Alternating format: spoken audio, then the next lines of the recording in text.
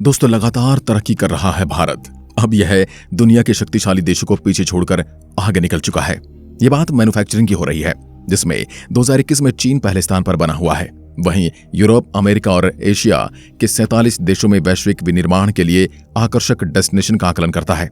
अधिक मांग वाले मैन्युफैक्चरिंग डेस्टिनेशन में कनाडा चौथे, चेक गणराज्य 5वें, इंडोनेशिया 6ठे स्थान पर है। पिछले साल इस रिपोर्ट में अमेरिका दूसरे स्थान पर था, जिसे अब भारत ने तीसरे स्थान पर धकेलकर खुद दूसरा स्थान हासिल कर लिया है। भारत की मैन्युफैक्चरिंग पर ताला लगाने के लिए जापान और ताइवान समेत पूरा यूरोपियन यूनियन भारत से लड़ने के लिए तैयार हो चुका है। दुनिया के ज्यादातर देश जो भारत को अपना दोस्त मानते आ रहे हैं, वो सभी भारत में मैन्युफैक्चरिंग बंद करने की कोशिश में लगे हुए हैं।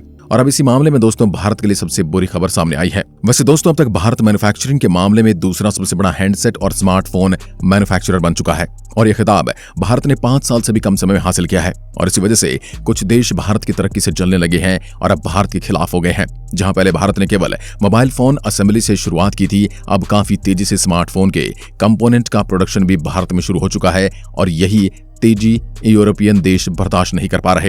एप्पल, सैमसंग और कई चाइनीज स्मार्टफोन मैन्युफैक्चरर्स अब तक भारत में मैन्युफैक्चरिंग द्वारा एक मोटी रकम कमा रहे हैं, और यूरोपियन यूनियन से बर्दाश्त नहीं हो रहा है, क्योंकि भारत जल्द ही इन देशों से भी अब मैन्युफैक्चरिंग के मामले में आगे निकलने वाला है। आपको शायद पता नहीं होगा कि भारत में बिकने वाले 98% फोन भारत में ही बनाए जा रहे हैं, और इसके पीछे की वजह है भारत सरकार द्वारा लाई गई 20% की इंपोर्ट ड्यूटी, जिसे इंपोर्टेड हैंडसेट पर लगाया गया था। आपको पता होगा यह मामला 2019 का है, जब यूरोपीय संघ ने भारत की आईटी उत्पादों पर 7.5% से 20% तक का आयात कर लगाने के फैसले को चुनौती दी थी। भारत ने मोबाइल फोन, उनके उपकरणों और इंटीग्रेटेड सर्किट जैसे उत्पादों पर यह कर लगाए थे। यूरोपीय संघ का कहना था कि यह कर अधिकतम तय सीमा से ज्यादा है। जापान और ताइवान ने भी उसी साल इस बारे में शिकायत दर्ज की थी। दोस्तों, यूरोपीय संघ भारत का तीसरा सबसे बड़ा व्यापारी सहयोगी है। यूरोपीय आयोग के मुताबिक 2021 में दोनों पक्षों के बीच जितना व्यापार हुआ वह भारत के कुल व्यापार का 10.8% था। यूरोपीय संघ की शिकायत के मुताबिक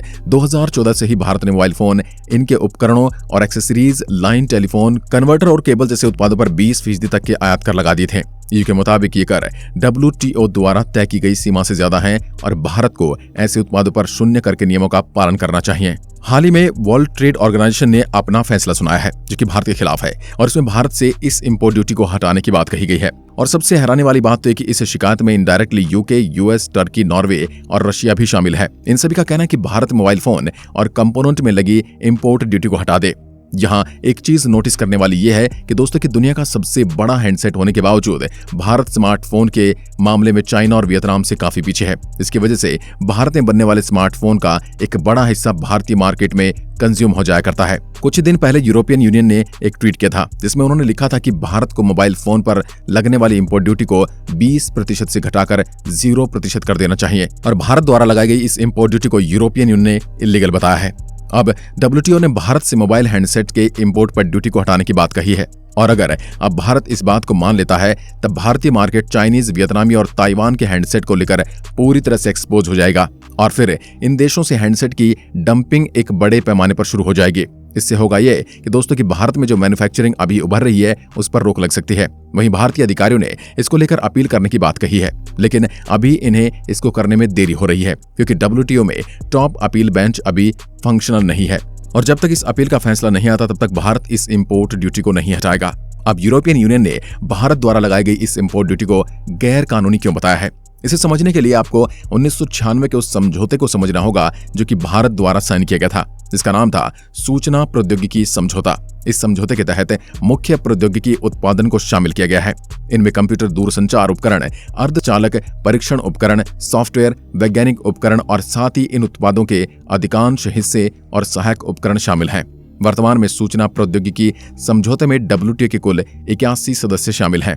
वर्ष 2015 में सूचना प्रौद्योगिकी समझौते को अपग्रेड किया गया था, और इसमें कुछ ज्यादा शामिल किया गया था, और इसमें कुछ उत्पाद शामिल किए गए थे। अब भारत ने अपने पक्ष में यह कहा है कि जिस समय उसने इस समझौते पर साइन किए थे, तब स्मार्टफोन नहीं थे, और इस एग्रीमेंट में स्मार्टफोन कहीं लिखे ही नहीं थे।